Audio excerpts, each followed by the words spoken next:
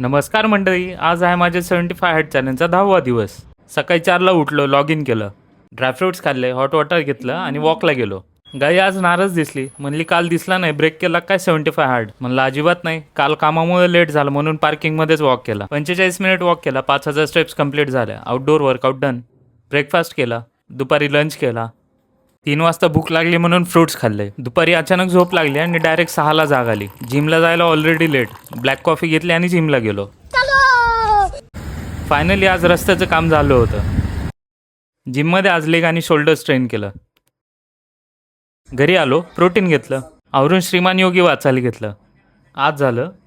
पुरंदर किल्ला मजबूत म्हणून राजांनी तिथंच तळ ठोकला. पुढं चाकण स्वराज्यात यावं म्हणून चाकणला गेले. तिथले किल्लेदार फिरंगोजी होते. त्यांना समजावून किल्ला स्वराज्यात आणला. एके दिवशी बाजी पासलकर वाड्यात आले आणि त्यांनी खबर आणली होती. आदिलशहाने महाराजांचा बंदोबस्त करण्यासाठी फत्तेखानला पाठवलं होतं. पुरंदरवर लढाई झाली. मराठे लढाई जिंकले, पण तिथं बाजी पासलकर मृत्युमुखी पडले.